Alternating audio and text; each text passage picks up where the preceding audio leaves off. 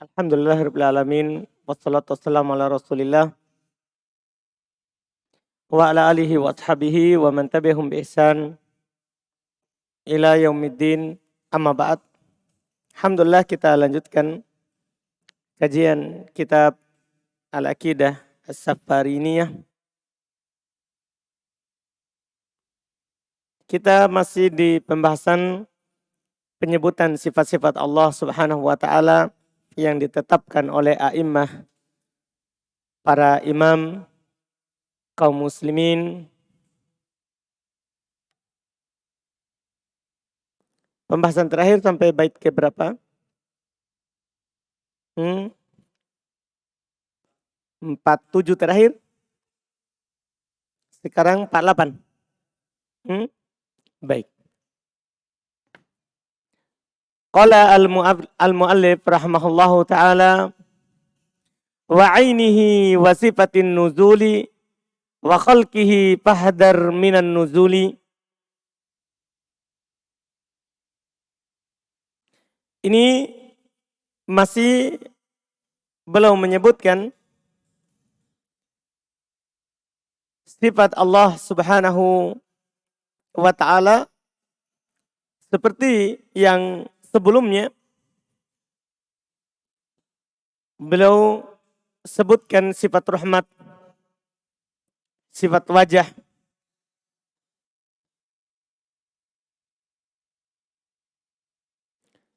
sifat tangan. Nah, sekarang beliau lanjutkan dengan menyebutkan sifat berikutnya yang ditetapkan oleh para imam sesuai dengan apa yang ditetapkan oleh Allah Subhanahu wa ta'ala untuk dirinya.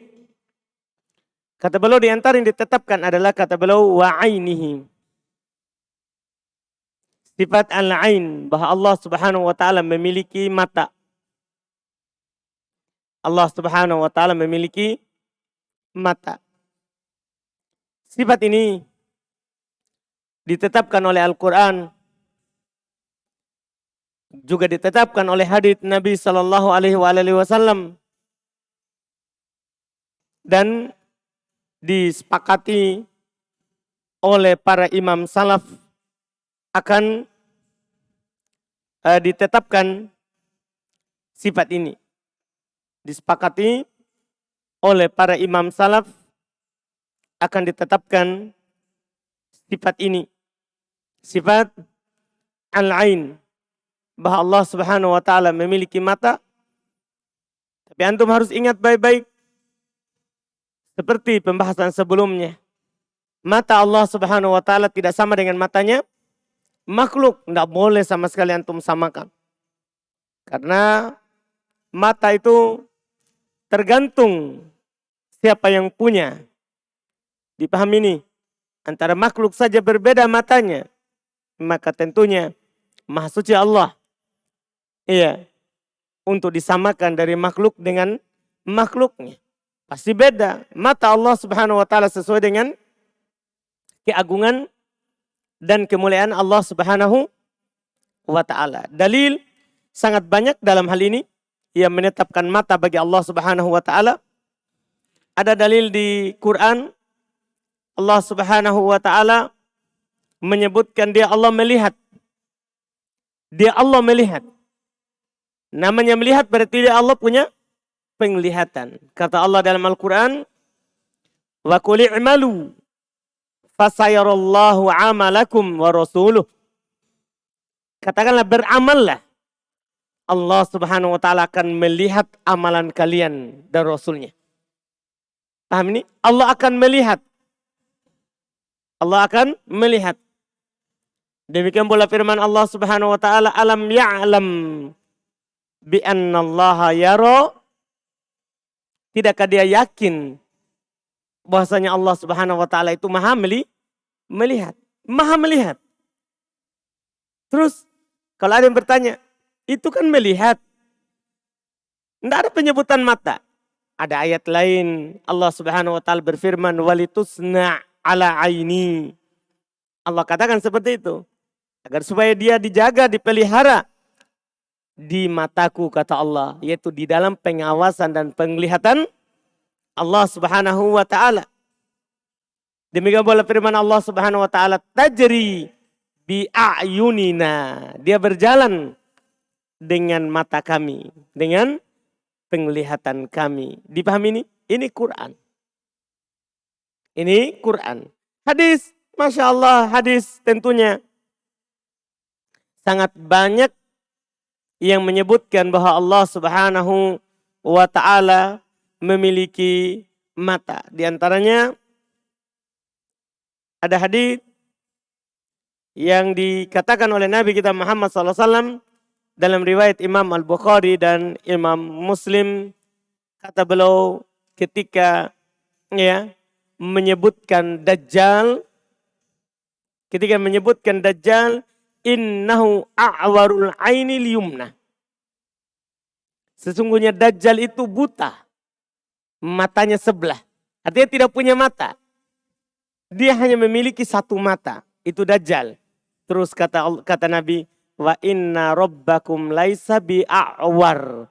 Dan sesungguhnya Rob kalian tidak buta. Rob kalian tidak buta. Tidak dibilang secara akal ini, secara akal. Tidak dibilang buta kalau tidak punya mata. Paham ini? Nabi katakan tidak buta, berarti menunjukkan dia Allah punya mata. Dipahami ini? Dan ini yang ditetapkan oleh para ulama kita, tidak diragukan karena ini memang dalilnya adalah Quran. Hadis Nabi sallallahu alaihi wasallam. Hadis Nabi sallallahu alaihi wasallam. Jelas yang ini. Demikian pula kata beliau wasifatin nuzul. Dan sifat an-nuzul, sifat turun. Sifat turun. Ini juga termasuk perkara yang ditetapkan oleh dalil dari Nabi kita Muhammad sallallahu alaihi wasallam dan disepakati oleh para sahabat. Hadis sangat terkenal dalam hal ini, mutawatir, sangat banyak jalurnya. Kata Nabi sallallahu alaihi wasallam, yanzilu rabbuna ila sama'id dunya. Rob kita turun ke langit dunia. Rob kita turun ke langit dunia. Kata Nabi, Rob kita turun ke langit dunia. Hina yabaqa thuluthu al-lailil akhir. Ketika tersisa sepertiga malam terakhir. Fayaqulu man yad'uni fa'astajibalah. Wa man yas'aluni fa'utiyah. Wa man yastaghfiruni fa'aghfirulah. Kata Nabi, Rob kita turun ke langit dunia ketika tersisa sepertiga malam terakhir. Dia berkata, siapa yang berdoa kepadaku saya akan mengabulkan. Siapa yang meminta kepadaku saya akan memberikan. Siapa yang meminta ampun kepadaku saya akan mengampuni. Ini adalah Nabi SAW katakan dan diterima oleh salaf. Tentunya sama dengan sebelumnya. Allah turun sesuai dengan keagungan dan kemuliaan Allah Subhanahu wa taala. Tanpa membagaimanakan, tidak boleh kita bertanya bagaimana turunnya Allah karena Nabi tidak jelaskan. Yang wajib bagi kita beriman. Tidak boleh banyak bertanya karena perbuatan Allah tidak boleh kita selalu tanyakan. La yus'alu amma yaf'al wa hum yus'alun. Allah tidak ditanya tentang apa yang dia lakukan, tapi mereka lah manusia yang akan ditanya tentang apa mereka lakukan. Untuk paham ini? Iya. Dan turunnya Allah Subhanahu wa taala ini hakiki, bukan majaz. Kan di sana hati-hati, ada orang mengatakan ini majaz. Bukan Allah yang turun, tapi rahmatnya. Bukan Allah yang turun, tapi malaikatnya. Bantahannya, kalau ada yang bilang begitu, apa bantahannya? Bantahannya hadis ini sendiri. Ketika Nabi berkata, Rob kita turun di sepertiga malam terakhir. Nabi kan bilang, Rob kita turun. Tidak ada yang bilang malaikat. Itu bantahan pertama. Nabi bilang, Rob kita turun. Fa'il. Yanzilu Rabbuna. Dibaca rofa. Sebagai apa itu? Pelaku dari nuzul. Pelaku dari turun. Iya. Yang kedua, kalau itu adalah rahmat, maka baca lanjutan hadisnya. Apakah rahmat bisa berkata, siapa yang berdoa kepadaku saya akan mengampuni. Siapa yang meminta kepadaku saya akan memberinya. Siapa yang memohon ampun kepadaku saya akan mengampuninya. Mungkin gak rahmat bilang begitu? Itu kalau ditafsirkan rahmat. Bagi yang menafsirkan malaikat, mungkin gak malaikat bilang begitu? Mintalah kepadaku saya akan berikan. Berdoalah kepadaku saya akan kabulkan. Minta ampun kepadaku saya akan kabulkan. Mungkin gak malaikat bilang begitu? Secara akal, tidak mungkin. Ini yang ngomong ini siapa? Nah, Allah Subhanahu Wa Taala. Jadi seperti yang dikatakan oleh Syekhul Islam Taimiyah, tidak ada dalil yang dipakai oleh orang sesat untuk mengembangkan kesesatannya, kecuali dalam hadis itu ada bantahannya. Atau di ayat itu ada bantahannya. Ada bantahannya. Tinggal dibaca lanjut karena biasa mereka potong sepotong untuk menyembunyikan yang benar. Supaya orang-orang yang mendengar yakin dengan hal tersebut. Paham ya? Baca lanjutan ayatnya, baca lanjutan hadisnya. Sebelumnya apa, setelahnya apa, maka akan tersingkap kesalahannya. Dipahami ini? Jelas ya? Makanya sifat ini sifat yang ditetapkan untuk Allah Subhanahu wa Ta'ala. Ya, sifat yang ditetapkan untuk Allah Subhanahu wa Ta'ala.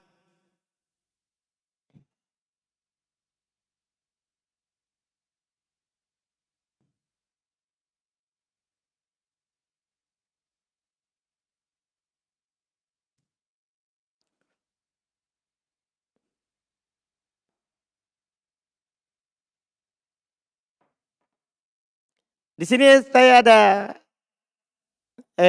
bagus kita baca ini sedikit. Maksudnya ada pertanyaan yang dilemparkan oleh Syekh Ibnu Utsaimin yang biasa juga orang-orang awam kadang bertanya tentang itu. Bagus kita tahu. Kata beliau, hal idza nazala ila sama'id dunya yakhlu minhul arsh aw la yakhlu. Ini kan biasa orang tanya. Apakah jika Allah turun ke langit dunia, arsy kosong atau tidak? Paham ini? Kita biasa dengar dari pertanyaan seperti itu. Apakah arsy kosong atau tidak? Iya.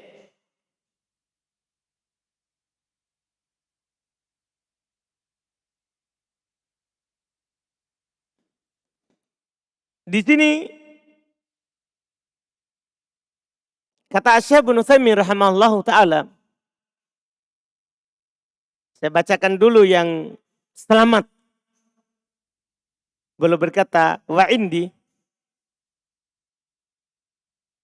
anna hadhi tariqah aslam tariqah alla nas'al an syai'in lam yas'al anhu sahabah.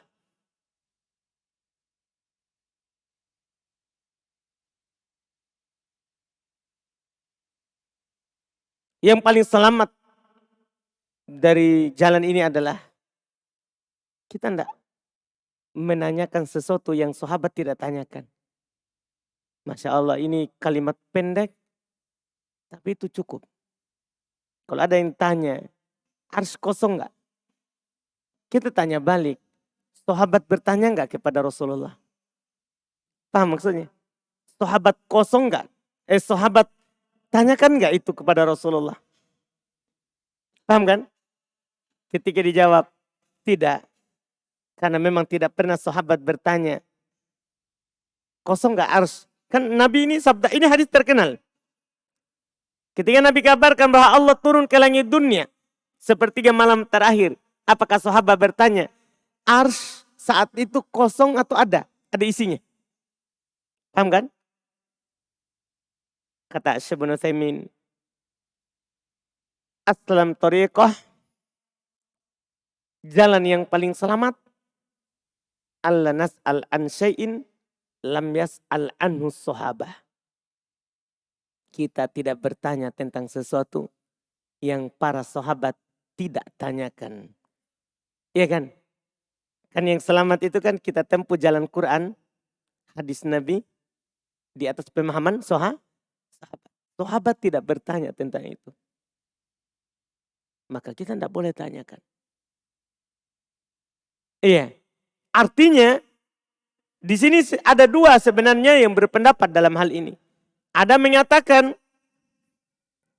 arsy kosong. Ada mengatakan arsy kosong. Dan ada mengatakan kami tawakuf. Kami tidak menjawab. Paham kan? Kenapa? Karena pertanyaanmu tidak boleh.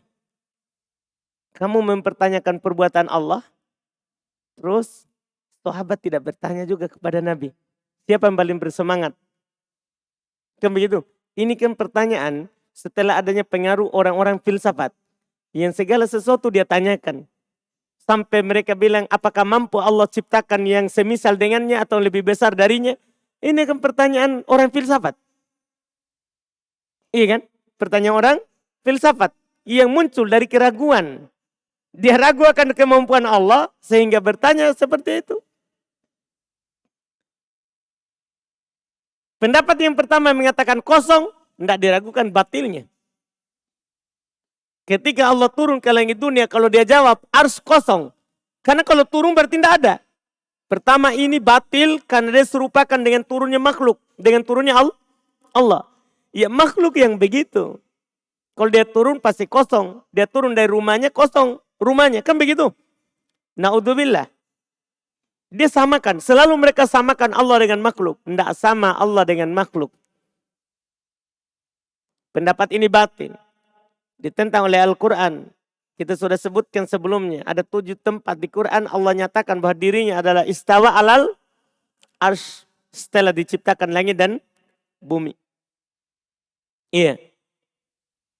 Maka yang paling selamat adalah kita diam. Dari apa yang tidak ditanyakan oleh para sahabat. Allah tidak katakan kepada kita. Nabi SAW tidak bilang kepada kita. Kalau Allah turun kosong arsy. Paham ini? Kita wajib berucap seperti yang diucapkan oleh Imam Syafi'i. Amantu bima ja'an Rasulillah. Ala muradi Rasulillah. Paham kan? Saya beriman terhadap apa yang datang dari Rasulullah. Sesuai dengan keinginan Rasulullah Sallallahu Alaihi Wasallam, tanpa kita bagaimanakan, tanpa kita menyerupakan. Makanya beliau berkata, fahadar, setelahnya sebentar, fahadar minan nuzul, hati-hati dari menyamakannya dengan turunnya makhluk. Setelah beliau katakan waqalqihi, dan dia Allah Subhanahu Wa Taala memiliki sifat al-khalq, pencipta. Kalau ini iya, ayat-ayat dan hadis-hadis Nabi SAW bahasanya dia adalah maha pencipta. Dalilnya adalah Quran, sunnah, dan sepakat juga para sahabat. Di antaranya Allah berfirman, huwal khaliqul bari. Dia adalah Allah yang maha mencipta lagi maha mengadakan. Inna rabbaka huwal khallaqul alim. Sesungguhnya Rob kalian, Rob kamu adalah al-khallaq yang maha pencipta. Lagi maha alim. Dan juga Allah Subhanahu wa taala berfirman, alladzi khalaqal mauta wal haya. Dialah Allah yang menciptakan kematian dan kehidupan. Dan sangat banyak lagi ayat-ayat yang menunjukkan bahwa Allah Subhanahu wa taala yang maha mencipta. Maka fahadar minan nuzul, hati-hati menyamakan turunnya Allah dengan turunnya makhluk. Setelah itu beliau berkata, fasairus sifati wal af'ali qadimah lillahi dzil jalali. Seluruh Ya, sifat-sifat dan perbuatan Allah itu qadimah. Ini sama dengan pembahasan kalam kemarin ya. Kalau dibilang qadimatun nau wa ahaditul ahad. Karena Allah subhanahu wa ta'ala memiliki sifat dan perbuatan. Ada sifat datiyah, ada sifat fi'liyah. Kalau sifat datiyah tidak akan pernah berpisah dari Allah. Allah terus bersifat dengannya dulu, sekarang, akan datang dan sampai kapanpun. Dan ada sifat fi'liyah. Sifat fi'liyah ini terkait dengan kehendak Allah. Allah melakukan sesuai dengan apa yang Allah kehendaki. Tidak ada sesuatu apapun yang mampu menahan Allah subhanahu wa ta'ala dzil jalal, yang maha memiliki kemuliaan. Terus beliau ingatkan, lakin bila kaifin wala tamsini. Ini yang harus antum pahami. Kata beliau, akan tetapi bila kaif. Setelah menyebutkan semua itu, beliau ingatkan akan tetapi bila kaif, tanpa membagaimanakan. Hati-hati, beliau ingatkan tanpa membagaimanakan. Tidak boleh antum katakan bagaimana tangannya Allah, bagaimana wajahnya Allah, bagaimana matanya Allah, bagaimana turunnya Allah. Tidak boleh. Kenapa?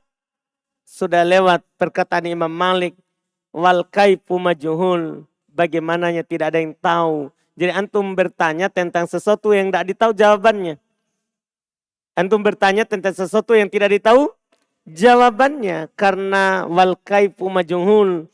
Bagaimananya itu tidak ada yang tahu. Tidak ada yang tahu. Iya. Wala tamsil, tanpa mempermisalkannya, menyerupakannya. Kalau ini Allah subhanahu wa ta'ala telah sebutkan dalam Al-Quran. Laisa kamitslihi syai'. Tidak ada sesuatu apapun yang serupa dengan Allah subhanahu wa ta'ala. Sesuatu apapun. Itu yang perlu antum yakini. Allah punya mata, tapi matanya Allah tidak sama dengan sesuatu apapun. Allah punya wajah, wajahnya Allah tidak sama dengan sesuatu apapun. Allah punya pendengaran, Allah tidak sama dengan sesuatu apapun. Rogman di ahli zaigi wa ta'atil. Kemudian beliau ingatkan, ya,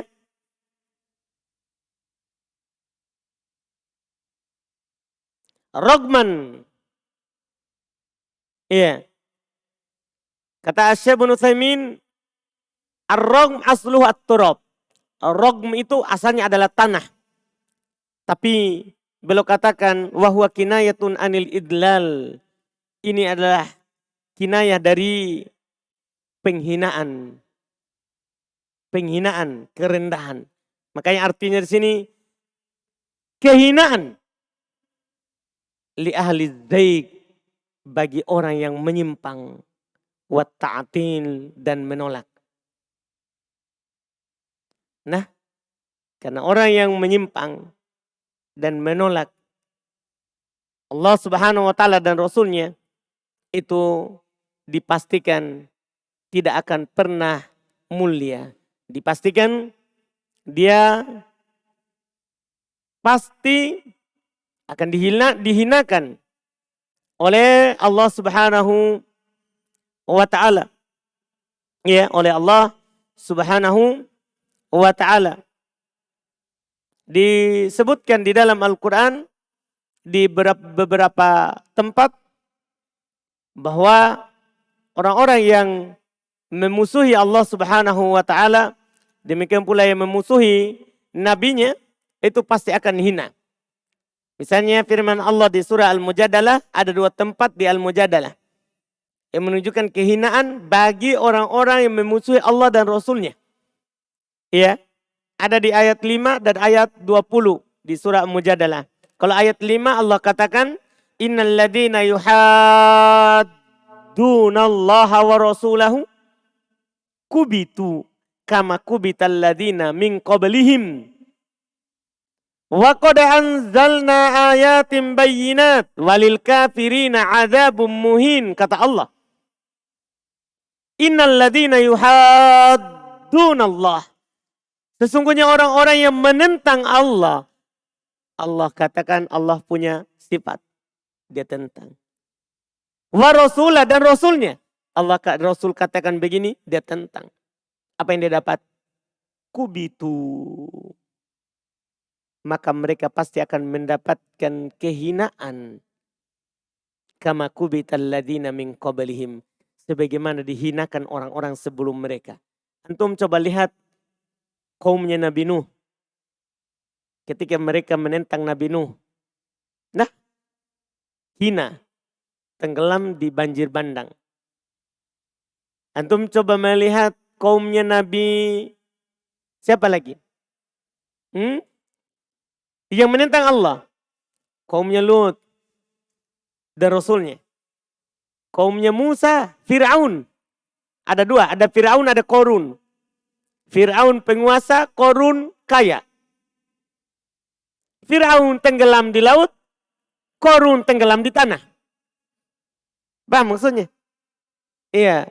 Itu kan sama-sama umatnya Nabi Musa. Lihat umatnya Nabi Isa. Iya kan? Maka demikian pula di umat Islam. Ini sudah dikatakan oleh Allah Subhanahu wa taala, innal ladzina yuhadduna Allah wa rasulah. Sesungguhnya orang-orang yang menentang Allah dan Rasulnya. Kubitu kama kubital ladzina min qablihim. Mereka akan dihinakan sebagaimana dihinakan orang-orang sebelum mereka. Wa qad anzalna ayatin bayyinat. Kami telah menurunkan ayat-ayat yang jelas. Sangat jelas. Iya kan? Coba kita, ini banyak ya. Tapi coba antum lihat yang kita bahas berapa pertemuan ini. Ayat jelas, hadis jelas. Iya. Makanya kata Allah, walil kafirina adabum muhin. Untuk orang kafir itu adab yang dihinakan. Demikian pula di ayat ke-20. Antum bisa lihat di surat ini, surat Al-Mujadalah ayat 20. Kata Allah, innal ladzina yuhaddunallaha wa rasulahu ulaika fil adallin. Langsung bilang begitu. Langsung dikatakan seperti itu. Itu dibilang rogm. Rogm tadi apa? Apa artinya ar-rogm? Idlal. Sini adallin. Iya. Kata Allah, sesungguhnya ya orang-orang yang menentang Allah dan Rasulnya, mereka itu akan berada dalam kehinaan. Paham ini? Makanya beliau katakan di sini, rogman di ahli zaygi wa ta'til. Kehinaan bagi orang yang menyimpang dari apa yang disebutkan dan orang yang menolak. Dan orang yang menolak. Kita cukupkan pembahasan akidah ini sampai bait ke-50. InsyaAllah kita lanjutkan besok di bait ke-51 insyaAllah. Alhamdulillah. Cukupkan insyaAllah sebentar kita lanjut. Kita masuk di pembahasan sifat salat Nabi SAW di jam 10 insyaAllah. Subhanakallahumma wa bihamdik, asyhadu an la ilaha illa anta